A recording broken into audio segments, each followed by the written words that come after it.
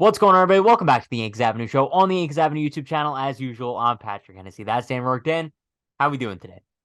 Just as good as I was a couple days ago when you last asked me. I feel like I just talked to you, but dude, hey, two game series with the Mets, split it. Would have liked to have swept. We didn't. Happy to be talking here with you though, dude. How you doing? Yeah, no, it feels like we just did an episode 2 days ago. The two-game series are weird. I'm not a huge fan of them. Like we said, I like when they did the three at Yankee Stadium, three at Citi Field, or even a couple years ago when they did like two at Yankee Stadium and then like the next 2 days were at Citi Field. Yeah, But back to yeah, back. Like that. I don't know why they did it one year. yeah, I'm pretty sure it was one year they did it that way, and it made so much sense. Not anymore. But did you yeah, it's see weird. across all of baseball they were doing the interleague or cross town? Like so, it was you had Rangers Astros, you had Rays Marlins, you had Giants, A's. So it was kind of cool they're doing it that way, but I'm Yeah, with and you. then instead of like Yankees Mets, it was a Red Sox Braves. So like that was cool too. Yeah. Um Are they but yeah, like yeah. close together, Red Sox and Braves? No, but it's like they're both like the Yankees and Mets rivals. You know what I mean? Oh. Yeah. Yeah, whatever. But yeah, the Yankees split that series. We have some other fun stuff to talk about today, I guess. Not really too deep of an episode, but this is our second to last episode before the trade deadline. So we'll talk about that a little bit too. Which is Before No, bro, the fact that it's almost August, mind blowing. But yeah, before we get started, want to give a huge shout out to our sponsor, Foco. You guys know the deal. Code Yankees Avenue, 15% off your order. Do it, bro. If you haven't purchased anything from Foco yet, I don't know what you're get a waiting on. robe. Get a Do beautiful, it. Yeah. silky, majestic No, looking robe like this. it looks really comfortable. And it's I'm the not first gonna time lie. I've worn this in a couple episodes now. Because Yeah. we No, all I know know. Pat likes to comment on my wardrobe if I wear things too frequently. I wear a It's shirt fun. like for the second time in 2 months. But like, didn't you wear that last week? So I spaced it out a Okay. little bit, but All we're right. back, baby. We're back. Okay. Topic number one. Let's talk about that series against the Mets real quick. They lost game one, Verlander going up against Herman, but they won game two. Carlos Rodon on the mound. He had a pretty nice bounce back start. We'll talk about him a little bit deeper in the next topic. But I would say overall, like this series didn't really do much for me, right? Like it didn't really prove my feelings one way or the other. Like coming off that sweep of the Royals, I would have loved to see the Yankees walk into the series against the Mets and absolutely dominate, right? Like win both games in convincing fashion, kind of have me feeling good. The fact that like, yo, maybe the Royal sweep wasn't just us beating up on a horrible team. By the way, did you see the stat where it was like the Yankees are, I don't know, like 10-1 against the Royals and A's this year, and then like 45-47 versus everybody else? I have it Kind of right wild. here. I have it right here on my phone. So against the Royals and A's, they are 8-1. They are 45-47 against everybody else. And on top Wild. of that, the run differential plus 41 against the Royals and A's in 9 games. Against the rest of MLB, minus 32. So yeah, there's your stat. Yeah. Yeah, so that's kind of just my point where like coming off that Royal series, like sure, it's nice to beat up on those bad teams, but now we want to see them like really start to do it, especially in this 10-game stretch coming up against the Orioles, Rays, Astros. It's going to make or break the Yankee season. So, like I'm okay with a split, but I would have loved to sweep this 2-game set. Yeah, I would have been ready to come on here like blazing pissed off if we were have been swept in the series. Game one was tough, man. I mean, it really all kind of falls on Domingo Herman. And Ron Marinaccio continues to struggle. I don't want to have to call it the pride of Tom's River, but it's getting bad now. He's been a problem, an ERA of 8 in the month of July, which and it goes honestly past that, his struggles. But point is, game one was tough, absolutely. Game two was a nice bounce back. Yeah, we'll talk about Rodon a little more on topic two. But I kind of just now look at it as a wash. I mean, we came in up what 6 games over 500. We leave 6 games over 500, 2.5 out of the wild card. Mets fans still piss me off. I mean, I talk about my boy Colin relatively often, or you may know him as Sloke. Dude, I love the kid to death, but he's like the main representation of why I think Mets fans are insufferable. I'm sorry, they do treat it like it's the World Series. They do, and that's fine. Like I think some Mets fans do admit that, and that's great. A lot of them don't though, and they try to act like this isn't the World Series, and it does get under my skin. I won't lie to you, Pat. I'm gonna be open here and say Mets fans, they do bother me. The Mets, I don't have an issue with. Like losing a game to the Mets or losing a series to the Mets, like in the end, it's just any other team. Like I don't really care. I don't want to lose games, period. I don't care who it's to for the most part. But the fans do bother me. So that's my main takeaway from this whole thing. Yankees split a series, whatever. It's a wash. Didn't lose anything, didn't win anything. Their fans are insufferable. I can't stand them. And hey, I'll tell you this. Sorry, I keep going here. But there was that little video, did you see, of the kid, the Mets fan, who apparently was being obnoxious, getting like Oh, barbecue sauce put on his there's no head? way that was real, by the way. I saw the No, of video. course. No, I think it was definitely real. One, I don't think it's that big a deal because you're in the bleachers. But two, It wasn't the bleachers. not the bleachers, but okay, right field. Might as well all qualify in terms of awesomeness of the individuals out there. Yankee fan side, kind of the same thing. That whole vibe. Like you should know what to expect out there. And he was being obnoxious. I'll have the video rolling the B-roll here. You get Okay, what you deserve listen. because you probably were annoying as hell. Okay, no, like that's not what we're gonna do here. Just because, How bro, much you want like to bet? I just did it. no, because first of all, I don't think it was real. But if it wasn't fake and it was real, bro, I feel bad for the kid. Like, bro, you're not putting barbecue sauce on some random kid's head. You like, you know what I Right, you're mean? exactly right. That you're not doing that. So chances are he probably provoked them in some way. Not just some You're random kid. still, bro, I you're still a always say dweeb if this. you I do always that say to this and it someone, comes out bro. bad in my mouth, but it's true. Like the kid who gets bullied in school is never like the quiet kid. It's the annoying, obnoxious motherfucker that tries to piss people off. You know what I mean? And that's what I get from this Mets I kid. I'm don't gonna have the condone video of the video here so bullying you all at can see it. all. I don't think it's fake. You think it's fake? I thought it was fake for sure. Oh, that's so lame, man. That's like Listen, ultimate loser status if you fake a video like that. it In felt in our fake, but stadium, Pat. In our stadium. no, but like I'm kind of like that's what the point I want to make based on your point. You say that about Mets fans, but I could totally understand Mets fans saying that about Yankee fans too, bro. Like let's not ignore the fact that Yankee fans are pretty equally as insufferable as Mets fans are. We just don't really I'm a great realize it guy. as much because we're a part of it, right? But Yankee fans are insufferable, bro. And I think it's just like New York mentality. I just think it's like a New York thing where we're both very passionate about our baseball teams.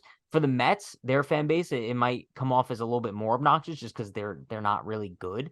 But yeah, bro, I think it's just all a part of the fun of the Subway Series. And every single season we go into it, like I have fun watching the Subway Series. This year, it kind of didn't really feel as impactful as last year per se. Just because like both teams aren't really doing that hot, but it's still fun to watch, nonetheless.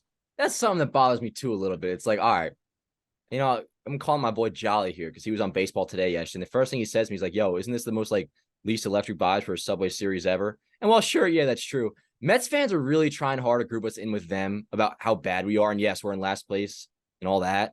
But okay, we're still in a playoff race. We're 2.5 out. Like, let's not compare where we are Still with you guys. lackluster Like, you guys are seasons still though. dumpster fire. Like, we're not, I mean, we're dumpster fire in terms of Yankee land, obviously. You guys know how I feel, but we're still in totally different spots in the season. Like we have something to watch for. This was really what the Mets fans last like. The Subway Series is kind of all they have left. Whereas that's not the case for us. I'm not saying we're gonna make noise in the playoffs, but we still have a reason to turn on the TV in terms of. Oh, I just said TV like you. You say TV like that. TV. TV? And what do you mean insufferable? By the way, all my friends say I'm an absolute doll to be around. I don't know what you mean by. No, bro. If I was I don't know, let's say I was a Milwaukee Brewers fan and I came across your content, your Twitter, your Threads account, I would What despise Threads you, account, bro. bro? Please. I haven't threaded in a long time. And let's be real, it's not Twitter, it's X now. Show some respect to Elon Musk.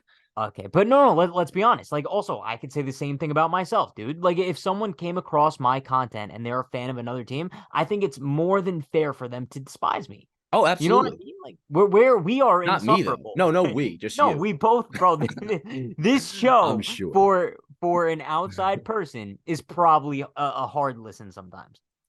Yeah, maybe. I mean, yeah, no, I guess you're probably right. I will say though, I think it's to another level with Mets fans, which is fine. I mean, there's worse crimes to be accused of than being an obnoxious sports fan. I mean, in a way, that's a great compliment for me. I talk quite highly of Philly fans, believe it or not. Like, I think, what did I say last week? I'll say it again here. Like, I think sports are at its best when like opposing fan bases passionately despise each other. Like, I do enjoy the fact that Mets Sure. fans hate us, but when they try to act like, you know what it is? Like they try to manipulate you into stooping down to their level. And I'm not going to stand for that. Thank God Well, the you Yankees won just this did last game it. because I may have turned into an We individual just I had a wasn't proud of. 15-minute conversation about it, then. So we did stoop to their level. I guess so. Maybe I'm a Yeah. hypocrite, pal. You either die a hero or live long enough to see yourself become the villain. Harvey Dent, 2008. That quote He was has been around for way before that, I'm sure. no. He was a Bro. lawyer. You should have Dude, seen what that happened to quote him. is probably from like Julius Caesar in 1902. No, No, that's wrong because Julius Caesar. No, way back, way back, way back. Okay, whatever. it, Um, it's from Harvey Dent. I don't know who that is. He was a lawyer that kind of went down the wrong path, but he was fighting for the right thing, and then just ended up becoming a little two-faced in the end. Long story. Is this a joke? What do you mean? Is this a joke? No, he's the guy who said it. either die a hero or live long enough to see yourself become the villain. And that quote is not 15 years old. Like, Yes, it is. Like, listen to what you're saying. I know what I'm saying. I'm quite educated in the field that I'm speaking of right now. That should give you a hint. Listen, if you're watching this right now, if you're listening, bro, by the way, shout out to our listeners on Spotify and especially Apple. on an episode like this. This is a good one. This is a classic, like 2-game set that was a split. I just talked to this motherfucker. But let me say, like in the comments, sorry, Christian, let me know who originally said that quote because I guarantee you it's way earlier than 2008. I think a lot of commentators are going to get a kick out of this conversation right here. Yeah, I'm sure they will. Do you have anything else you want to say about the series? Because I'm kind of over it. Let me just look through here. I mean, shout out Harrison Bader, got 3 hits, and DJ, dude. Yo, shout out to DJ, back-to-back 3-walk games. What the hell? Can I say? Let me say something about Harrison Bader because, like, giving him shout outs, dude. Like, this might be the part where Yankee fans become insufferable. I've realized one thing about Harrison Bader is that, like, when the dude's not playing at like an exceptionally high level, I find myself getting like annoyed by the quirky little things that he does. Like, I feel like he's only cool when he's good. Like him like playing around with his mouthpiece. I only find that cool when he's good. When he's striking out. That's everything to do with being a fan, bro. You could say that about the New York Yankees themselves. I'm only a fan or it's only cool when they're good. Like, yes, bro, that's just how it is. And yo, okay, I try to I'm applying the word and mindset of discipline to my fandom a lot this year. I actually think I've been pretty good with that for the most part since becoming an elder gentleman. But I try to tell myself this with Gleyber Torres and also with Harrison Bader because Bader's been struggling. But then I'll remember, yo, for a month I was gassing this dude up. With Rizzo, I remember too. Like, yo, I talked so highly of this dude. Yo, 90s Yankee would be perfect fit. It was great the first couple of months. And then he falls off. And it's like, I can say he sucks, but I'll do it with a little bit of nuance because I know, like, yo, I was gassing this dude up. I'm a big fan. Just because of a slump, I'm not going to, like, let myself. Well, I feel those emotions. I do. So I know exactly what you're saying. I keep myself in check. It's like, no, like, dude, I'm just saying that because the dude's struggling right now. I shouldn't be saying that, you know? Not that you shouldn't ever say anything as a fan, but that's just the way what I say to myself. Not telling you what to do, Pat. Are you only saying that because you look like him? Listen, I wish I fucking looked like Harrison Bader. I appreciate when people say it, but it almost comes off as like a Make-A-Wish kid thing. Like you're throwing me a bone. I would say you're better looking than him. Oh, stop. I would. No, I would. Let us know in the comments. You know what? If it was vintage Harrison Bader with like the beard and long hair, no. But yo, he has, bro. Okay, this is kind of mean. And if we ever wanted him on the show, it probably won't happen now. You don't like, but you know who he looks like? Oh, what? He looks like the kid from Toy Story who steals the toys. Sid. No, Sid? Pop a picture of him on the screen, bro. I will. Because he has the buzz cut. There was somebody else that people always say looks like Sid. Who was it? Some athlete, I forget. But yo, I wish Bader kept first of all, he didn't have to cut the hair as short as he did even when he first got here. Like I said the same shit about or I would say it about Cole at the time when we wanted to sign him. People like, oh, he's gonna have to cut the hair and the beard. Like, no, bro, just the beard. The hair's fine. Bader too. I mean, maybe an inch if at most. But anyways, I wish he kept the little bit longer without the buzz cut. But anyways, I was gonna grow a beard. I was gonna grow a beard. Here's my only point on this thing. Then we got to move on. I was gonna grow a beard when the Yankees were struggling. They got like swept by Colorado or lost that series in Colorado or got swept by the Angels after that. I was gonna grow a beard at a protest. Okay, I've since shaved. You can't. No, I can, but it gets a little bit gross, and my face just looks funky with it. Like I look filthy. I look like a hobo. I look like. What if we both do it? Like we both shave, start from scratch, and then like each episode, like we see our progress. I can't, dude. I look so filthy. I look like a pig. All right, whatever. Topic number 2. Let's talk about Carlos Rodon a little bit. He bounced back on Wednesday night, 5 2/3 inning, 1 earned run against the Mets. Obviously, coming off that big drama in the Angels game where he pitched. Also, the Colorado start wasn't good. His first 3 starts as a Yankee weren't unforgivable. Great. No, but what did I say? I said that if Rodon comes out and he shoves, no one will remember that. And I think that's exactly the route we can go down now. Get a good start today. I'm not going to get myself too excited because 1 start does not outweigh 3, right? But it's great to see, right? Obviously, I'd rather see this than him shit in the bed. But I'm still not like entirely sold yet on Carlos Rodon. I love the dog energy he gave us tonight. I love the chest hair popping out and everything. But we still need to see like a couple more solid starts from him before I'm like, yeah, that's my solidified number 2. But we're definitely trending in the right direction now. for sure. All is forgiven in Dan's world. He is now totally cleared of any issue I may have had with him. And honestly, once he apologized after last game, I was pretty much cool with the dude. And his wife stood up for him pretty hard. And it all made sense to me. This dude's a dog. There's no way, like, I'm going to get upset by the emotion he shows because of how invested he is into his career and what he does. I have one complaint about Rodon, and it's this, that after he hit Jeff McNeil, apologizing the way he did, not a fan. I don't like things like that. I get it's a new world, different game. I would prefer to do that after you're done, after the game is over.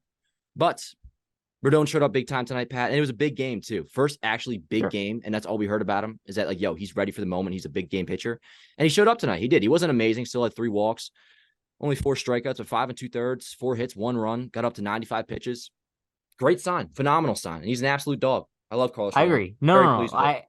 I don't want this to come across as like me being like a Carlos Rodon hater. Like, obviously, I had a bit of an overreaction when there was a kissing thing going on, but like I want to be a huge fan of this guy, and that's why it's like, yo, if he continues to keep this up and he stays healthy for the rest of the season, and he continues to pitch like a dog, bro, let's go. And his post-game interviews are so freaking good. No, he's cool. He's so good, dude. He's so real and legit. Go ahead. No, I just want to say one thing. I think we're kind of as a fan base, we're kind of doing standing ovations a little bit too much. Like, I don't like, listen, I know it was like a big game, but like a standing ovation after 5 2/3, I don't know. I feel like it should be reserved for a little bit more special moments. See, I think Rodon is totally fair, like, for standing O today. And do we know exactly how much of a goes 5 standing O it was? Gives up 1 earned run. Is he getting a standing ovation?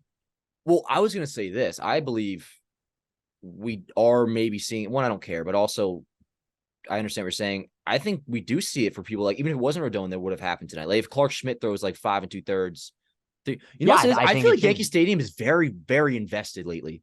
It doesn't feel like there's a lot of corporate like losers around. Like, it feels like a lot of hardcore fans that know what's going on in the situation. So like, they know Rodon was terrible through 3 starts. A lot of the stadium knows that, which you would think would be a given, but I don't know. I feel like since the new stadium happened, not always the case. And the fact that he turned in a good outing in a big game against the Mets, like, all right, you showed up tonight, good shit.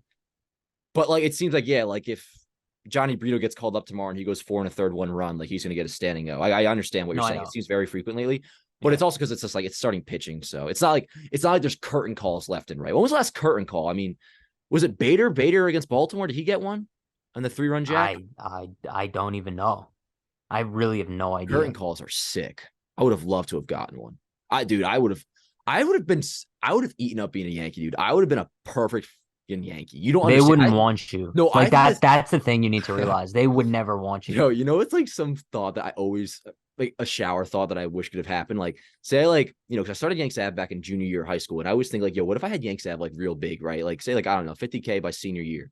And like, I'm a really good baseball player at the same time, and I get like drafted by the Yankees. Like, imagine like an owner of a Yankees fan page getting drafted by the Yankees, and then I come in there, bro, and I am just like the pure class etiquette representation of the Yankee way, and like, I live and bleed by the pinstripes like no other player has before, and like, I'm a fan favorite and shit. You realize that they would assign you like such rigorous media training classes? It's not even funny. I would have to like, I would be kind of like how like Rodon is in terms of being a. They'd have to drug you. But nobody, like, dude, like, it would be like a sicko. You'd see, like, I would be the first like player that doesn't pretend to not be a fan. You know, everybody gets there and they're like immune to every fucking, even if you're a hardcore, like, I feel like you just forget that for 20 years you're a diehard that like maybe cried over a team, and then like you get there, like, even the way like okay, Cole was a lifelong Yankee fan. I'm not really like dissing Cole. Like, you're a lifelong Yankee fan. Like, you grew up like Yankee fan today, tomorrow, whatever, forever, all that crap. Like, bro, you weren't like me though. Like, you weren't like you were a good Yankee fan. You know what I mean? Like, bro, if I was up there, dude. All right, then. Let me set up. Let me set. Yeah, it is. Nice. I love, bro. I do too. That's really nice. I have a point I want to make, but Yankees merchandise, like, they don't do it as much anymore. But black and red, I love any Yankee. We talk about this a lot. I love any Yankees merchandise that has like red in it. And they don't seem to do it as like a navy and red. I like it. But the point I want to make, let me set up a scenario, because you're like, oh, all-time Yankee fan, whatever. Hypothetical, you're in your, I don't know, 5th game, let's say. You hit your first ever major league home run, but the Yankees lose. Are you smiling? No. But that's not a diss on Volpe. And it wasn't his fifth Who? game, too. Okay, stop. Don't try to like be clueless. What do you mean? It was like April 20th when Volpe did that. But no, Okay. listen, I wouldn't have. But I'll tell you this. It'd be almost I'd have to worry about it coming off as try hard because it would be in my head before I even hit the fucking thing. That if I hit a home run today, even if we lose, like if we lose and I hit a home run today, I'm gonna come off like the biggest, most upset, fucking sad motherfucker in the post game and let everybody know On that I don't purpose. care about the whole. Like no, it would come off borderline as try hard, like he's trying to make it clear that he's not happy about his home run. That All right. that would where the media training would have to come in. It's like, all right, Dan, you need to like tone it down and be like a little less Yankee, bro. Like you got to also be somewhat of a normal person. You know what I mean? That's what it would No, be. I get it. No, I get it. What would you Before we do? get to topic, what would I do? Yeah. I would Not smile? no, I'm not smiling, bro. There's no way. No, I think that's valid, but I couldn't imagine smiling. But no, this is we're going back in time now. you see No, what you can't smile. last thing, double A Trenton, not Trenton, Somerset. Scranton. Oh, No, Somerset. Somerset Yes. with Volpe and they did the bobblehead with the chicken parm thing. Did you It's see that? overplayed You now. just had like something. Was that me? What Yeah, I was did see that? that. I don't It was like know. a white spark. I know. Maybe it's dandruff. Oh, no, What I I've been don't think getting so. lately. The chicken No, parm thing's played out. yeah, bro, it was so played out a long time ago. But also, Michael K said it very wrong. I'm pretty sure the only thing they were selling in the stadium wasn't chicken parm, Right? bro. Yeah, Like I heard that they too. probably had a stand where Yeah. they were selling it, but there's zero chance in hell. Like Every all you can single get. concession. All you can get is a freaking chicken parm hoagie. There is something flying around here. Oh, it's I a meant to get bug. a Coke after this. Yeah, I've been eating so much better lately, by the way. Hey, little update before we get into Foca, because people probably do want to know. 15 days at the vape today. Thank you. Thank Attaboy. you. And I'm not Attaboy. playing this I told time. you, bro. I told you before we started recording. Like your skin looks beautiful. Oh, Like it stop. almost looks as good as mine. Stop. I Yeah. appreciate it, dude. I'm doing good. Cold turkey and all. Like I'm not playing this time. So, Great. Foco. Love to hear it. Yeah, before we get topic number 3, we want to give a huge shout out to our sponsor, FOCO Foco. If you guys haven't checked it out, like I said, go check them out. They have the best Yankees merchandise in the game. Get Dan's soft ass robe. You can get these beautiful ass bobbleheads. Well, I kiss to them be both clear, every they night can't before get sleep. this exact robe, but they can get one just as silky, just as nice, just Would as you ever sell that? classy. No, no. It will depends who wants it. You know who I'm back on lately? I'm on an Olivia Rodrigo kick. She could have it. But yo, I got a bunch of stuff over there that you're not gonna be able to see, but you're gonna wish you did because you can also order it. Foco wall wear, wall art, not wall wear. This robe, some other cool stuff. Let's see what I got over here. Dude, I always just have Foco stuff like laying around. They got every bobblehead in the game. Well, this one's back from the Grapefruit League. Well, what the hell? This is a long episode. Let me go grab something. Oh yeah. Wait, do you have pants on?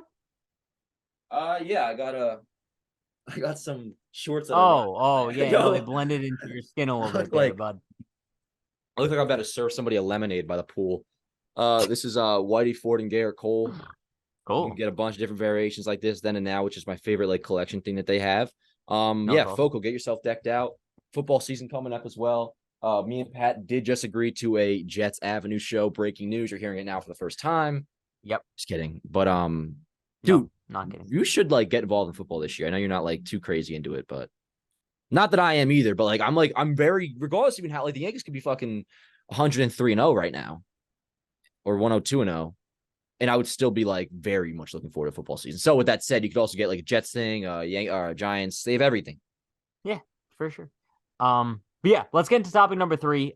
Reported by Joel Sherman, barring any setbacks, the Yankees plan to activate Aaron Judge Friday night in Baltimore, bro, to get started on that awesome, big, huge, massive 10-game stretch against the Orioles, Rays, and Astros. How excited are you to potentially, most likely, have Aaron Judge back in the Yankees lineup on Friday night? I'm extremely excited, Pat. It's been a long time coming now. We were looking at what, a month, almost a month, because it was June 4th when he went down. And I just want to let everybody know. No, way more than a month. Well, it was almost, no, I said almost 2 months, did I not? I think you said almost a month, but Oh, go well, on. I meant 2 months. And hey, I said since June 4th. So, anyways, I want to let everybody know that to be ready when the Yankees return to dominance, regular season dominance, that is, because understand this, when the Yankees have Judge in the lineup, and this is regarding this team, they are at least, once again, in terms of the regular season, one of the better teams in baseball. They were 30-19 with him. Since then, they are, I believe, let me get my exact number up on here, 19-23 without him. So with that said, Judge comes back. No, does it make him a World Series team? No, it doesn't. But this is why I believe the Yankees will make the playoffs. You get him back. You make a couple big trade deadline acquisitions, which I believe we'll talk about soon. You do have it right there in front of you, especially with this 10-game stretch. I mean, I'm equally as excited for the fact of, dude, it's happening. Judge is returning on a day where, okay, huge series beginning in Baltimore, Friday night, and Garrett Cole's on the bump. It almost kicks back or kicks off like the Yankees' opportunity to save their season. And the way I feel about it is, like, we know shit's fucked up. Obviously, like, we are in a very bad spot, a spot I would have never hoped we would be in since 2017, the way things have went down. But this is what it is. This is the season. And no, the Yankees are going to have a fire sale because they have Judge and Cole in their prime. It's just not going to happen. So this is where you're at. You're 2.5 games out of a Walker spot, 6 games over 500. This is your season. You have to put as big of a Band-Aid possible to salvage it. And that comes from rental trades. Bellinger, Candelario, someone mentioned Randall Gritcher. We'll talk about this, I think, in a minute. I don't know. But anyways, this is your time. You're getting Judge back. Cole's going on Friday. Huge 10-game series. Trade deadline's on Tuesday. Like, let's go. This is the time. Like you say, like, World Series caliber operation. That's a fucking joke. But let's at least be a playoff caliber operation. All right? Because we can at least, I think, do that. Yeah, if there was ever a time for us to say, yo, sit back, grab your seatbelt, buckle in, and let's ride, baby. It's right now, dude. Yeah. Aaron freaking Judge is coming back to the Yankees lineup. It's a little bit annoying how they refuse to kind of like guarantee he'll be back on Friday. I'm almost certain he will be back, but for whatever reason, the Yankees are still being like weird about his rehab or whatever. Dude, I don't know if you saw Boone's post-game press conference. They were asking him like, "Oh, have you talked to Judge? Like, how'd the live ABs go or whatever?" And Boone's like, "Yeah, I talked to him." And they were like, "Okay, well, what'd he say?" He's like, "Oh, we didn't talk about that. I'm gonna give him another ring." And he was on the plane. I'm like, bro, so what the hell did you talk about? But real quick, 2018 changed everything with the wrist. I mean, they put a horrible timetable on him. I remember it was like he got hurt, and right around shit. This might be the 5-year anniversary of it right now. 2018, I believe it was like July 26th. Anyways, he gets hurt, and then I remember like 15 days later, maybe. Or 10 days later, after being diagnosed with broken wrist, the Yankees were like, "Oh, Judge will start swinging a bat in 10 days." And it was like, what the hell? Word, but what the hell? And of course, he doesn't like even end up returning to like the Yankees on defense. I remember he came back on just playing right field for like a week till middle of September, like a month and a half after the injury. So like since then, they've been so wishy-washy about timetables. Yeah, I mean, bro, even as recent as this injury, like we remember, oh, maybe Judge will be available off the bench in the Dodgers series. You remember that? Yeah. But yeah, so him coming back means everything to the Yankees, just having his bat back in the lineup. My only concern is that obviously we know he's not going to be at 100%. I think he's even said that himself. So I'm curious to see what, I don't know, let's say we get 75% from Aaron Judge. I'm interested to see what 75% of Judge is like. And I think that's something that'll make or break the Yankee season too, right? If 75% of Judge is him batting like 220 with 5 home runs in the month of August, we're screwed. Like absolutely screwed, regardless of whatever trade acquisitions they get. So, which we'll talk about. But I think the Yankees need Judge to come back and be the presence, or at least try to be the presence that he is in the Yankees lineup. Yeah, no, that's something that's like, and I have just no idea. Like, I'm not even going to predict anything of what it could be. Well, what the hell? I mean, I think maybe offensively will hopefully be fine, and that's what they were showing on the footage of him swinging. He looked pretty okay in terms of like weight on the foot and all that. I wonder about the defense, though, because the main report that we heard was that he's having trouble, like, moving side to side, accelerating, which, of course, I mean, that's an issue, obviously. Like, you still have to run in baseball and running the bases, too. Like, you may not see him steal one more. Like, Judge probably doesn't steal a base the rest of the season. Not that he does that too much, but, I mean, he's still a base every now and then. He's pretty fleet of foot. I mean, his speed is probably the most underrated part of his game. I mean, he covers ground very quickly. He does. But that may be something that we see go down. Same with the defense. Like, I feel like the defense could suffer, the base running could suffer. In the end, what we really need is like just hit homers, dude. And I think we'll be able to hit homers. Yeah. Hopefully. I mean, that sounds, if he could still hit the ball, it's not really something to have to worry about, like how good he could run the bases. But one thing I am intrigued about with this too is how this impacts Anthony Rizzo, right? Because we saw Rizzo have a pretty good Royal series. Did he get a hit in the Mets series? I don't think so. No. But I'm interested to see how this goes because we all talk about like the downfall of Rizzo kind of coinciding with his head injury there. Bro, it also kind of coincides with the absence of Aaron Judge. Very much so, yeah. Maybe having Judge back in the lineup will help Rizzo a little bit. I'm not 100% confident in that, but it's something to look at. Just seeing Judge back in the Yankees dugout in uniform every night and being a part of the team, because we talked about this a couple episodes ago when we were like, yo, the Yankees seem to be lacking leadership right now. And I think you said you were like, obviously, like, Judge is still the captain, but it's more difficult for him to be the captain when he's not on the field every day. And Yeah. I definitely agree, and that's why him coming back and playing every day is going to be huge for the Yankees. And yeah, bro, it's just we can't really judge at this point like what we're gonna get from him because we don't know how healthy he is. And Yeah. I'm happy that we're gonna get like something rather than nothing. I just my main concern is that like I really hope he's not rushing back and this is gonna like further the injury down the road. Kind of like a DJ thing, you know?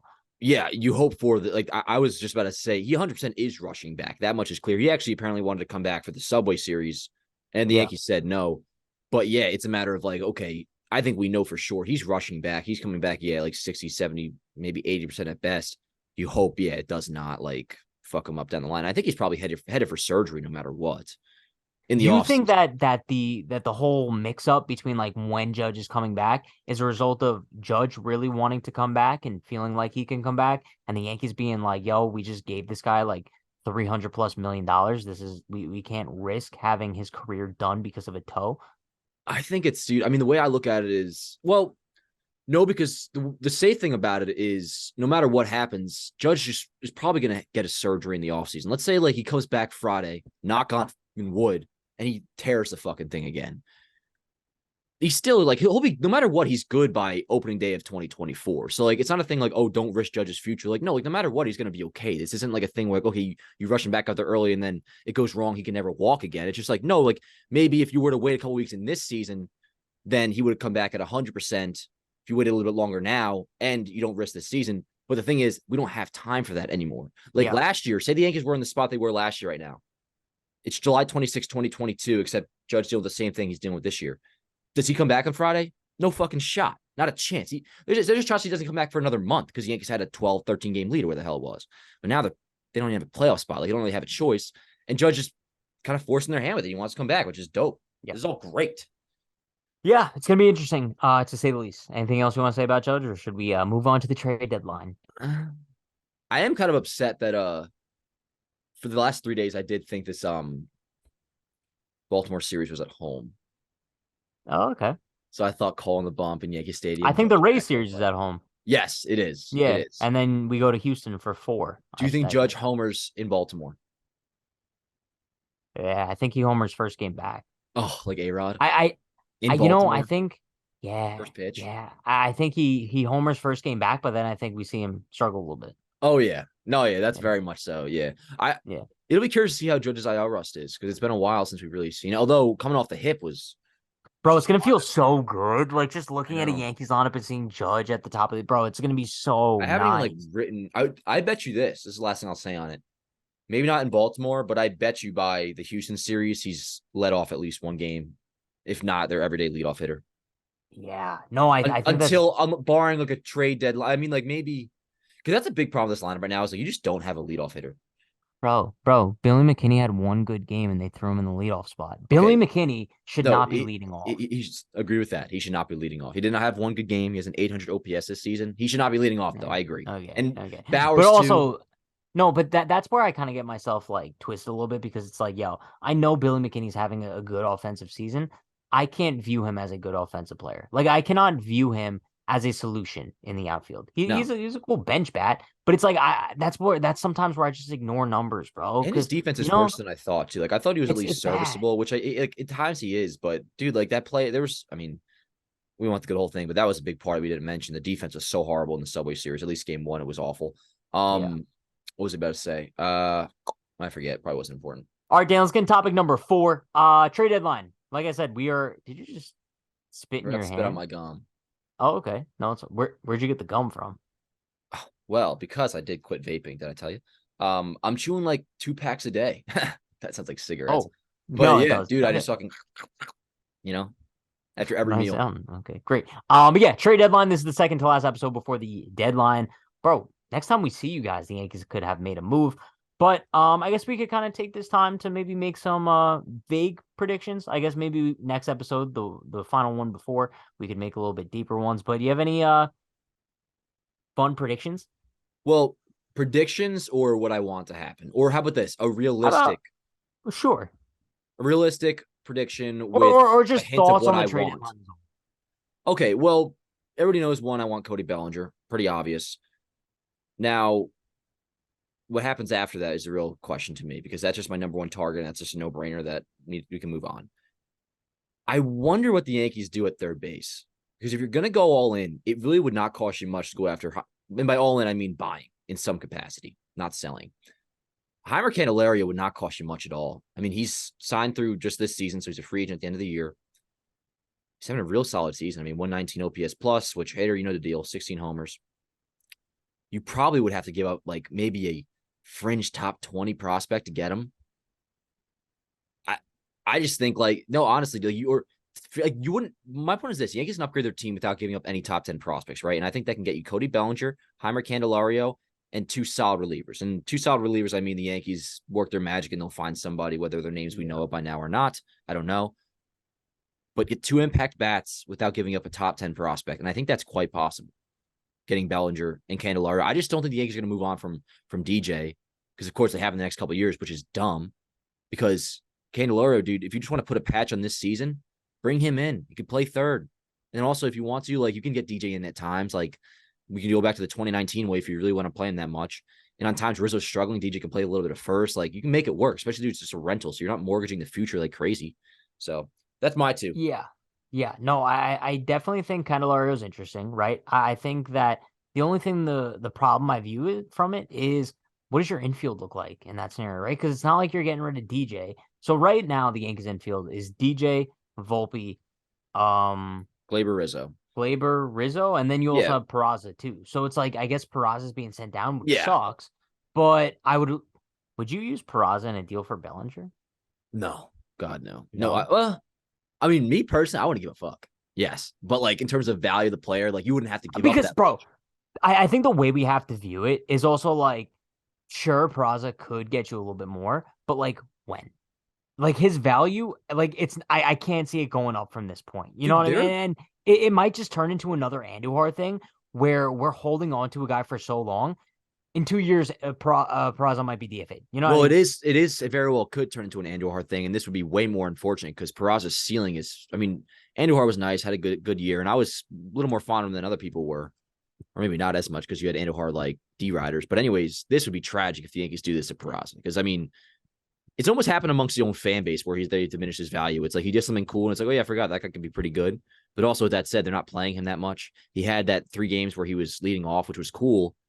But then very quickly, it seems when it comes to young, it's like how do you go from leading somebody off to where like what he played twice, I believe, in 4 games after that, like like he's just not like he says he's gonna play every day, gonna play a lot. You lead him off for a whole series, and then like I don't know, just weird the way he gets handled prospects. Well, I think what the Yankees don't realize is when they do this with top prospects, it completely kills their value. Like, bro, look at how they killed the value of Florial doing the same exact thing. Like, both Florial was a very highly touted prospect. At some points, like he was considered untouchable, and then like you have him up and down on the Scranton shuttle, bang, he becomes an absolute scrub, and he's probably going to be like on the waivers in the offseason. I wonder if he gets traded, by the way, because I would think, dude, if there's, I mean, by now he's beat. He's not going to get called up because you assume the Yankees are going to go out and acquire an outfielder. Yeah. So like the answer is going to be found. It's not him. Maybe they trade him. I don't know what the deal is because you're not going to be able to. I mean, he's going to come back to spring training next year, and then the whole process will happen again because he won't have options. They'll have to DFA him again. So like if I'm the Yankees, I'm just going to try to get as much as I can right now while he's having a good minor league season. I mean, he's still hitting, dude. It's insane. No, I know. And bottom line though, like I do think I trade Peraza in a deal for Bellinger. I really do. Just because like, bro, you gotta live in the now sometimes. And it's like what outfielder or player in general are you using Peraza to trade for in the offseason? Well, you know what I mean? Like, okay, no, that's fair. I know what your logic is. I'm just telling you, like, you do not have to give up Peraza. So that's why you don't do it. No, but we know the asking price is gonna be so high on Bellinger. I don't think so, dude. I mean, he's a rental, like the biggest concern I have right now is the Cubs fooling themselves into thinking that they're actually going to contend this year. which I guess we're doing as well. But it's No, like no, it's different. no, it It's absolutely is. You know what I mean? I'm just making a joke, but it's like that. That's probably my biggest concern. I'm looking at the Yankees' top prospects right now. I mean, you don't got to come near anything like.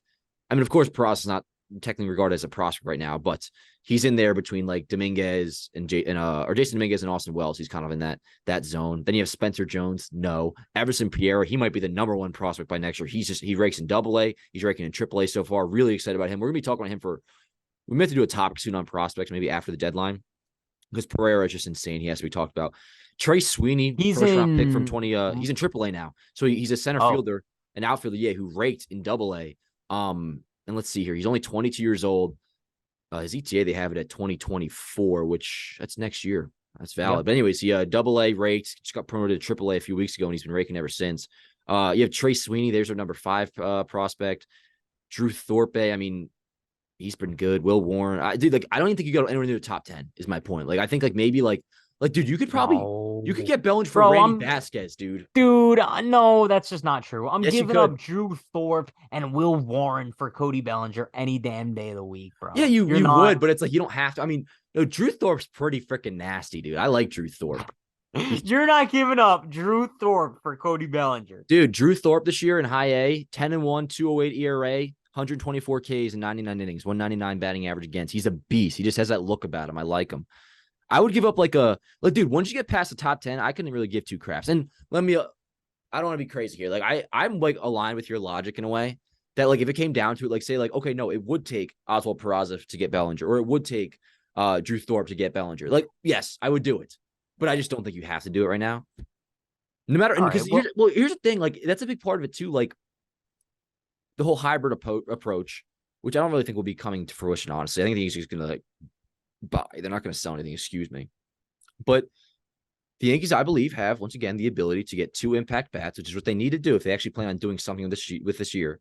Get 2 impact bats without giving up a top 10 prospect, and then also add a couple relievers at the deadline as well. Like you can do that without mortgaging your future and just fixing this season as much as possible. And I think that's the way you got to go. Are you trying to give me a kiss or something? So if you acquire Candelario, right? Do you bench DJ? Yeah, which to me that's awesome. I mean, that's something the Yankees also need. I mean, their bench sucks too. Now, on the topic of the bench, there's also just because it would mess with the platoon idea. Randall Grichuk has been talked about. I don't know if you were going to bring him up or not, but his deal is one, he's obviously a Rocky, and he's been a Yankee killer forever. Everybody always mentions that. Don't really care about that shit. I think it's all coincidental. But he's not just doing well because he's playing in cores this year. He's actually just overall having like a really nice year. And his thing is that he crushes lefties. Not that he can't hit righties. But he has like a 1. OPS against lefties this year. Jake Bauers hits righties well. So you could, in theory, split them, platoon them. I don't love that too much because that means, I mean, righties pitch 70% of the time. So that means you're going to have Jake Bauers and his defense in left field still starting a lot, which isn't great. Yeah. One thing I do want to say about Candelario real quick is he's almost guaranteed to be a Yankee because, dude, I didn't know this. He's from New York. Oh, is he really? Yeah, so he's almost a lock to be a Yankee. Yeah, they'll be and we're shirts and gonna, everything. bro. We'll have the childhood pictures of him at Yankee Stadium. It's all they'll talk about for 2 months. But yeah, that's definitely gonna happen. And I wouldn't be mad about it at all, right? Switch hitting third baseman. I'm pretty sure his defense is solid, and I'm pretty sure he has a plus 800 OPS this season as well with like 15 home runs or something. So yeah, 16. Candelario's 16. But yeah, Candelario is a great bat. I'd love to have him as our third baseman. The only problem that scares me from the Nationals is Lane Thomas, bro. I tweeted out before. Also, yo, shout out to Anthony Walker. I think you might know Anthony Walker. Oh yeah, me and Anthony Walker went to Central Regional High School together. Okay, yeah. So I was debating with him the other day because he's a big Lane Thomas guy, bro. Really? And I'm in the boat where, listen, I know Lane Thomas was a highly touted prospect at some point. He's having a pretty good offensive season, but he does not move the needle for me at all. Like statistically, some of his numbers might be on par with Cody Bellinger, right? And I'm pretty sure you get him for more time than Bellinger. But mentally, emotionally, a trade that makes Lane Thomas your everyday left fielder does not impact me in the same way that a trade for Cody Bellinger would. Do you know what I mean? Of course, yeah. I mean, it's just like the box office name side of it. I know exactly what you're saying. Now, On the flip of that, I'll say the Atlanta Braves in 2021, they went out and got all guys like this, Lane Thomas, like supplemental pieces that aren't like, big names. Dude, I'm looking though at Lane Thomas. I mean, yeah, he's having a nice year. Not exactly Bellinger like, but on the season, 293 average, a 121 OPS plus. So, 21% better than league average. The BABIP, batting average on balls in play, is very high, 363. And that has his average up to 293, which pretty much for those who aren't familiar, he's hitting into a lot of good luck, or at least chances are if you have a high BABIP, batting average on balls in play, you're hitting into good luck. So that'll probably come back down to earth. He's never really hit well before. 2021, 77 games, 235 average, did have a 340 OBP, 104 OPS plus. So his best prior to this year has been maybe a league average hitter. I'm good, dude. I'm good. I mean, I wouldn't be upset if they did get him. Let's see. He's But under also the control name, through. bro. He's under The name control doesn't. through 2025. I wouldn't be upset if they got him in comparison to getting nobody. But to me, it's clear you go after Bellinger. I'd be upset if he was the move. You know what I mean? If he was a move, cool. But if he was the move, that's a bad trade deadline for sure. Like, Yeah. let's just say the Yankees trade deadline consists of a 3-player deal with the Washington Nationals. They get Candelario, Lane Thomas, and some random reliever that they think they could turn into like some god. Are you happy with that deadline? No, because my motto, like my whole theme for this deadline, once again, is like you're just focusing on this year. That's why I'm actually like I'm encouraged. Like the idea of a player being a rental entices me more to go out and get him this year. Like I almost I agree. don't want like because there's a difference between like you go out and get like when they got Yankees got Sonny Gray, I was so pumped. Like Warby got him this year and we got him next year. Like it was a good like part of the plan. Montas, Lane Tom, yeah, like Montas too. I mean, like Lane, like all players like that. It's often the kind of the deal the Yankees get. Gallo. Exactly. Yes. And at the time I was excited about that. Lane Thomas, I don't look forward to him as part of the 2024 Yankees per se, even though he is having a good year. And for all I know, maybe he will keep it up. And if he were to keep it up, then yes, I would obviously want to have him on the team. One more thing on Candelario, dude. You just look at the WAR he's put up this season, 2.9, which is really nice. The Yankees third baseman this year, all of them, which is DJ, Donaldson, of course, IKF. Who is it? Anyways, 0.2 WAR is what the Yankees have had at a third base so far this year. Candelario 2.9. So I mean, like he would be a massive upgrade, dude. He really would. And I'll say this about Grichuk. While I want Bellinger over him, he is still like a nice player. I mean, just because I just want to make this one last point on him. He's hitting 314 OBP of 370. Remember that 370 OBP outside of Judge, that would rank first in the Yankees by a landslide. Outside of Coors Field, he does still have a 782 OPS. So that's solid. So it's not like he's a Coors Field merchant, can hit lefties. I mean, the only concern really is just like the defense doesn't get all that much better. But in terms of like lineup wise, like look at this. Bellinger, Candelario, and Randall Grichuk are the 3 trade candidates that I am taking seriously to upgrade the Yankees lineup this year. If that's what the deadline is, finish up. if that's what the deadline is, and then one reliever, I'd be so happy, bro. But we're cutting it close now. Like time's crunching. You wouldn't get all 3 of them though. You wouldn't get like Grichuk, Bellinger, and You get like one of Bellinger. And No, I Grichuk, would want all maybe. 3. I would want all Well, 3. no, that wouldn't even make sense though, technically, because if you look at what the outfield is, because you're gonna have Judge and Wright / Stanton. Like Judge and Stanton are gonna hardcore between that DH, hardcore, and then Bader in center, left. Well, Bader's gonna get hurt. You hear the garbage being taken out behind me? No. Yeah. Well, also the trade deadline's so fucking cloudy this year. Like, we don't know what's gonna happen. We'll see. No, bro. The biggest trade so far was Syndergaard to the Guardians and a ridiculous trade, by the way. Hilarious. What are the Dodgers doing? I know you need a shortstop, but one, you go out and you get Kike Hernandez back, who's been horrible. And I shouldn't even disrespect the position by calling Kike Hernandez a shortstop. He's been terrible. Hasn't hit either. And then after that, they go out and get Ahmed Rosario, who's been terrible with the bat, can't feel the ball whatsoever at shortstop. And even more curious is that the Dodgers send back Noah Syndergaard to the Guardians. Why did the Guardians want Noah Syndergaard? No, weird trade. A weird-ass trade. But I like trades like that. I like trades where it's just like MLB player for MLB player. Yes, I like that. Yes, absolutely. I know yes. Like that's why I like the Monty Bader trade, because it's like, all right, cool. Like I know these guys and you see like an immediate impact. Also, speaking of that, I said it last week, but also there'll be a trade that we have no idea. And we're not expecting that Brian Cashman will pull off.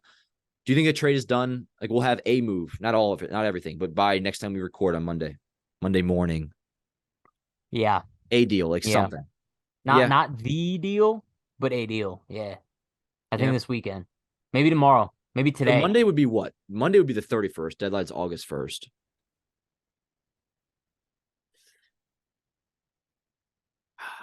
Take your No, time, I Dan. have a bad prediction. I think we might get Mm. fucked in the ass. I don't think we're gonna get anything. Dude, it's gonna happen right after we record.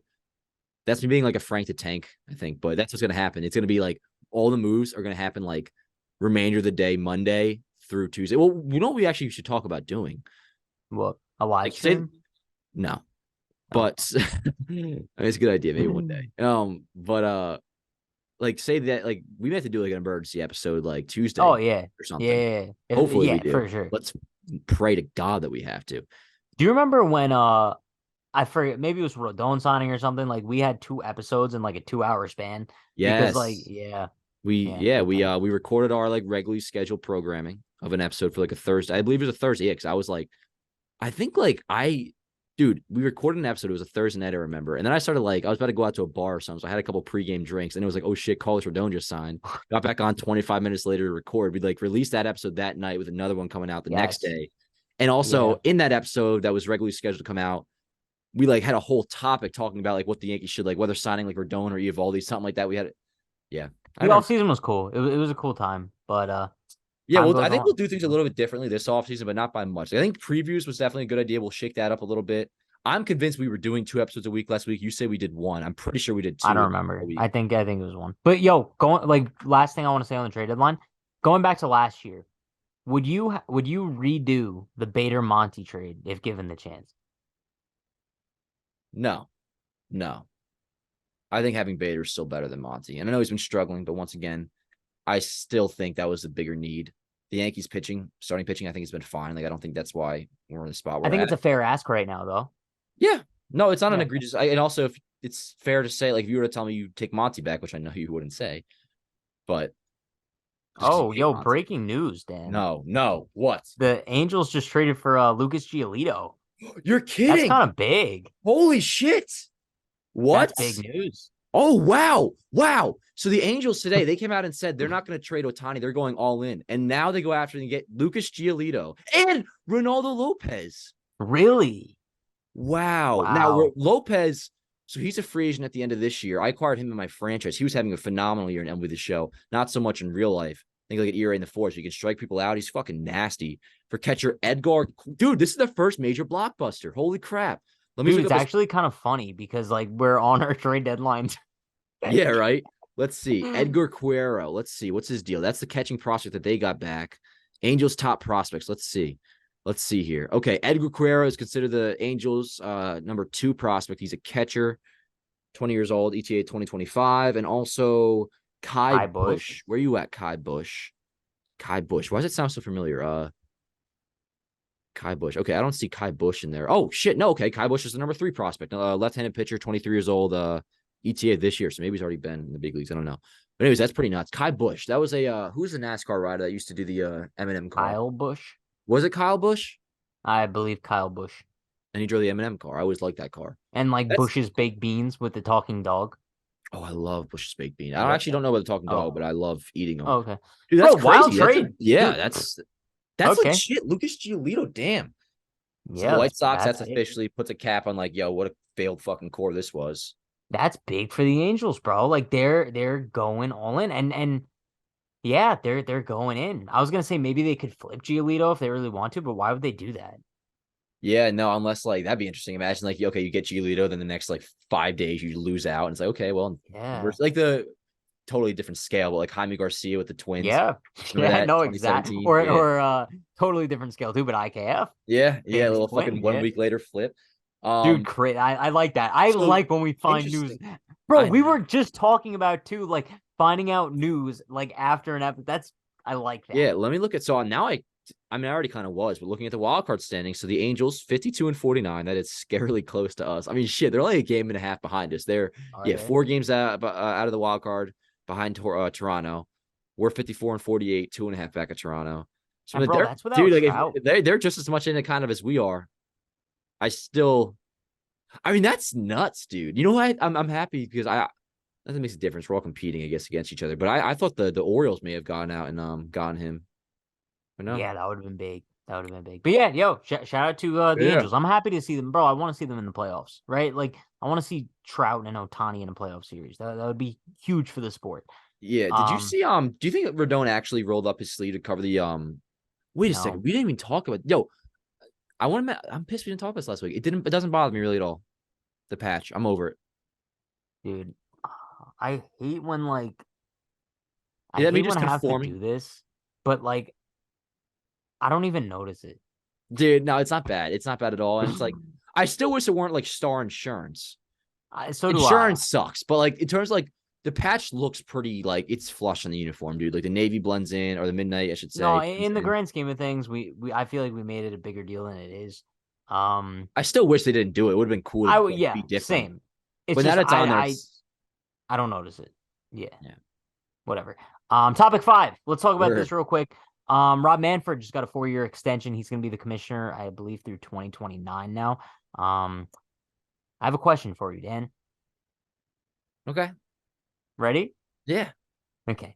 So you are commissioner. Oh, Dan here we Rourke go. is commissioner of Major League Baseball. That's a What's your world. first move? Ooh, first move on the spot. Okay, I am commissioner of baseball, and okay, my first order of business is you are not allowed to bat flip unless it is the 7th inning or later. The game is in the late/close category on Baseball Reference, which I believe is like within a run, tied, whatever. 7th inning or later. Or if you have had established on the record, documented prior beef with somebody. So take last night, Tuesday's game against the Padres. Who was it? Whoever Padres, Juan Soto hits a nuke. That Perdomo dude who eventually got suspended, I think, like today, he throws at Manny Machado, 98 to the back. Total bullshit, right? Manny would then the next day, if he were to face him or whenever he sees him again, if he hits an absolute nuke, I don't care if they're up 10-0 the first inning, he has permission to bat flip. But what we'll do is bring class and etiquette back to the game of baseball, and that is my first move as commissioner. Okay, that's pathetic. That's actually, We dude. will have What's Aaron the Judge lead punishment? the way. Oh, I mean, equivalent of a PED suspension. I mean, we're not like, I mean, honestly, I might bring PEDs back. That's I wish you gave me sick. time to seriously think. I mean, everything I'm saying right now, I actually do feel. Of course, I wouldn't be able to get that legal, although we'll see if you elect me. I'm gonna come up with a really serious one too, as well. Okay, I kind of just thought of this on the fly, so I don't have a serious one either. But yeah, I have one. You might not like it. You won't like it. Shorten the season to 100 games. Then Oh there'll be hell seasons no! way too long. Honestly, dude, that's just Or maybe like first. 120, 130. The season should end September 1st. I would go back to 154, just as that computes as my brain as being okay, because that's what it used to be, and like No. there's Actually, enough don't. like No. Don't end the season on September 1st. Start the season later. I think the season starts way too early. We should not be playing no. baseball when it's like 40 degrees Oh outside, no, bro. bro. No, Fucking no, no. no, Seasonal no, depression is no. long enough as it is. I think we would like never mind. I won't go there. I'll say this. I would love the season to start end of April. No. No. That's how it used to be back in like that was that way for a while until like the 70s. But Bring it back. anyway, I on the topic of this, I would reverse the pitch clock. I'm not a fan of it. Now, I I don't don't mind it notice it. watching. I don't mind it watching. I'm not complaining about it like in terms of like, oh, it's an embarrassment to the game, like get rid of it for like a lot of the ways other reasons people are complaining about it, just being like, I don't know, divas. I don't notice it when watching. Like I like the pace of the play. I do, but I cannot stand. I feel like I blink twice and it's already the 5th inning. Like it's taken away some of the enjoyment of the game. I can't relax back as much. And I don't know if that's because of like having to do Yanks Ave. So like my perception of the game is a little bit different. I don't know. I miss the games having a little more like relaxation to them. This episode's gonna be so long, by the way. No. I disagree just because I don't really notice it. I don't mind that the games are like 30, 40 minutes shorter. That's another thing I thought I was going to dislike a lot more, but whatever. Yeah, okay. Fine. That's actually really Whatever. fucking stupid of me to But do. if I could go back, I would. Go back to the old rules. Yeah, I You would. Yeah, and get rid of the ghost runner. It makes no sense. Oh, well, that's horrible. Yeah. Ghost Runner's crap. You know, dude, I Yeah. was thinking too the other day. I How believe much it's you love me? maybe I was thinking, well, that's without question every day. Okay. A-Rod's walk-off homer against Boston in '09, and I would think about the call that we never hear anymore. What did Michael Kay always just say in the extra innings when he could that we will pretty much never hear anymore? Because I was thinking, man, what's the Oh, longest... don't I'm say not it, saying, man. but what's the longest like extra inning? I was thinking like, what's the longest a game will go to an extra innings? Like, do we ever get anything past like the Like 13th, 11? 12th? No, Yeah, I if have. Do that. we? Yeah, I don't. Free So baseball. obviously baseball. What other sport has No, innings? no, no. That's what he says. Free baseball, right? Oh no, not that. But Oh, no. Okay, oh. so A-Rod hits a walk-off home run, and this would only happen like say, like the 13th inning or later, honestly like 15th, 16th. And a long night's journey in today is over as the Yankees beat the Red Sox 2-0 That's on probably a the only. That's walk-off. probably the only time he's ever said that. No, he'll say it. No, Okay. it's not that often, but I'm saying we'll never hear it again because Find it me only one happens other when time he said that. he probably said that. Never. It was a No, one-time anytime thing, there's bud. I'm trying to think of games that went through like the 14th or 15th inning, and it has to be a night game that goes at like till 2 a.m. I'm just saying that's Yo, not possible anymore. He used to say it. speaking of that, I loved that Cubs Yankees game. It was like 2017. Bro, I think it went to like the 18th inning or something. Yes, so I remember that vividly. That was a great time in my life. Let me just say, Yeah. 2017, like I was just starting to finally kind of grow up as a kid. I was going to junior prom with like this girl I was like crushing on for years, right? Like everything was just going right. And the Yankees finally, after all these years of torment, missing the playoffs, me wishing that they were the good old Yankees again with superstars. They had Judge, they were making a playoff run, everything's looking good. I remember coming home from, I'm pretty sure I was picking out my tux for prom because it was like right around May, thriving, doing good. Ellsbury hit like a game tying RBI double in the eighth inning or like a homer or Yeah. some shit. Maybe we blew a lead late. Judge had like a double or a triple off the wall in center field. Yankees were like box office vibes. And that's ultimately what I live for. When the Yankees are box office, bro, you know what I mean? Like the Drake thing, yeah. That, yeah. But also, like, I'm pretty sure it's that kind was of an when they play. ESPN game too. It was. And that was Yeah. with the good ESPN crew. That was Dan Schulman. Yup. That Yup. was, Yup. how the Matty fuck was he V, still I then? think. No, he started in 18. Oh, okay. I really miss A-Rod, by the way. I want him to follow me again. I love A-Rod. I look at all of his pictures popping up on my thing, and he's just a wholesome ass dude, bro. He's Like looking good if lately. I feel like he's back on the roids, and rightfully so. Like I mean, at that point, why not? No, I'm not. That's not okay. That's not even disrespectful. You know, I freaking love A-Rod. All right, and listen, I can say what I want bro, now. We'll no, be no, forever. no, no, because you literally just said I wish he would follow me back. Oh, it looks like he's back on the roids. Okay, well, I'm Bro, pretty we're sure if trying to he get has, him on this show, dude. I need to apologize. See, I can't apologize though. It's like No, because you have to issue a public apology no, because on I your still feel story the and same tag way. him. Now I'll say this. Here's the only thing that's okay. I never tagged him. I didn't tag No, him, you have to tag which was him. cool. That means he was browsing and just saw my shit because he does follow. Well, Uh, did. yeah, so Anyways, cool that he unfollowed you, bro. well, I mean, like that is a story. Like, No, that's psychopath. That's like, yo, I but really it's like this girl. I sent her a DM and then she blocked me. if it's Olivia Rodrigo blocking you. Well, no, girl Okay. blocking you is fucking weird. If you have a girl blocking you, you probably have a problem. So figure that Favorite out. Olivia Rodrigo song? Go. Well, I'll go late. Recent Vampire, Oh, I like. but I'm gonna be Good for honest. You is good. I know a couple of her songs. I know "Good for You." I know. I got my driver's license last week. She doesn't I know sing it like that.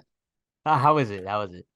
Well, I'm not gonna. She's like, No, just got do my it. Just driver's license last week, just like we always talked about. So you were how did I so. do it? Well, you did like a British accent, which is I got my driver's license last week. that's like Australian, bro. Now you sound like Peter Moylan. Name an Elvis song, Oh, not Hound uh, Dog. okay. Jailhouse Rock. Very good. Can't help falling in love. Yes. Oh, I listen to that Solid song one. every day, dude. It's a beautiful song. Um, my mom loves Elvis, so Dude, yeah, oh really? You're kidding? yeah, no, yeah, Get out of fucking town. I've listened to Frank that's very Sinatra a little bit Elvisy. lately. I'm gonna respond to him back personally, but somebody asked if I liked Sinatra, and I I was a saw that fan. comment as well. Yeah, Yeah, I Frank meant to Sinatra's respond. awesome. Yeah, and also he was born in Hoboken, or they got big Really in Hoboken. Well, he's heavily associated. nice. I go to Olive Garden a lot. They play him quite often. I actually been You listening. do not go to Olive Garden. Oh, of course I do. Right, me and my boy Colin, the kid I was talking about before, we put on our Sunday blues. We shower up, put No, on some bro, cologne. We go to Sunday lunch, Olive Garden. we probably just lost a lot of viewers because of that. Like Oh. anybody who watches us who's like Italian, they probably will never look at you the same. Hey, until they invite me over for dinner, I ain't got nowhere else to go. So if I've you want never to have been. some real Italian, you've never been to Olive Garden. Well, then you can't roast. No, No, bro, I feel like anybody who's like Italian in the comments like can assure this, dude. Italians can't go to Olive Garden. I'm an It's kind of like Italian. a thing. Actually, I'm a mutt. Guess what? What Guess are what? you? You're Irish and you're What are you? I look like a what? fucking leprechaun, Pat. I look like I should be on the front of Lucky Charms. Well, that's what people say about me though. You look like a leprechaun. Well, you have the dark hair though, so you like it's different. Yeah. Hey, this is a great show today, man. Great episode. Yeah. How long? Dude, this easily over an hour. We've already crossed that threshold before, so I don't really care. This one is 57 minutes, not an hour. No, Yeah. this is like I think it's gonna be our longest. Yeah, I'm gonna go hour like 6. Yo, and it's by funny. the way, We thought this would be a quick one. yeah, no, I before we started recording, I said this is gonna be a short episode. Oh, I'm sorry. I just totally. No, it's all good. It's all good, bud. Should I get a Coke after this? I've been eating good lately, bro. I have like now that I haven't beat it's still a battle every day, the struggle. But okay, got my nicotine in order, right? 2 weeks on that. Now I need like what's the next thing, Pat? Is it like I'm trying to like eat better? I'm not gonna quit smoking the Bourbon. Second time this episode, you go, should I get a Coke after this? I've been eating so much better. Dude, so then don't get the Coke. No. Here's why I say that though, because getting the Coke prevents me from like eating bad. So I guess that does make sense. It's like a double negative. But I'm saying if I don't get a Coke, that could entice me to then like eat a fucking burrito. Like the Coke is like just drink some lemon water. That's been my kick. I've been on a lemon water kick. It's making me piss every 5 seconds, but it tastes good and it's healthy for you. You better watch your language, young man. Sorry, Christina. My bad. Usually I don't have to apologize. I don't think Christina watches anymore because she doesn't comment. And I'm cursing more than ever. No. But she's happy that you're apologizing and acknowledging because that's the first stage. Maybe. Yeah. And also, I haven't been cursing. This episode, I'm just very like loose and relaxed. I got a robe on. I love you so much, Pat. I really do. I love you too, Dan. Okay. Well, socials, where can they find you? TikTok, Twitter, @UnhingedPatrick, Instagram @TrueHennessy. Can you believe there's only a month left of summer? I mean, 2. No, summer's flying. But like in terms of like forward to fall though. You still have the clock a little bit in your head that's like, get ready for school. Like, oh no, like. No, I don't actually. Oh, really? No, well, I don't actually mean that, but I mean like in terms of like looking at July 27th, I still associate like the end of August as being the end of summer. Oh, by the way, yo, I just want to say one last thing before we wrap things up. Yeah. You're like freaking out. Lance Lynn. Wait, hold on now. Sorry, what? Oh no, John Morosi said the Angels have discussed a Heimer Candelario trade with the Nats, in addition to their recently completed Giolito deal. Wait, Lance Lynn was traded? Oh, okay. Oh, well, White Sox will trade Lance Lynn next per Bob. So pointless fucking tweet. No. I mean, honestly, dude. Luis Robert to the Yankees. So you're saying the Nationals are getting Candelario, or they're thinking about getting Candelario? I bet you somebody, I don't know if it was Artie Moreno. Well, is he a GM or owner? I bet you somebody higher up, some sort of illness, because they're going way too all in now. All of a sudden, okay, buddy. No, they have a week or two left to live, or a year left to live. And they need to see the Angels beat the Yankees to get to the wild card. They're going to get everybody I want. They're going to get Bellinger as well. That's horrible. They're going to want Harrison Bader. Give it to them. The Angels have taken over MLB and will never be forgotten. Just kidding. Fuck them. All right, yo. Dan, I'm working on Twitter, kind of. I'm also back to not tweeting anymore, so I don't know what's good. Yankees Avenue, active as hell on there. On Instagram, here on YouTube as well. Loki getting close to 100K on Instagram, which I'm kind of pumped for. 98.5, I believe. Nice. Don't follow me on Threads. Pointless.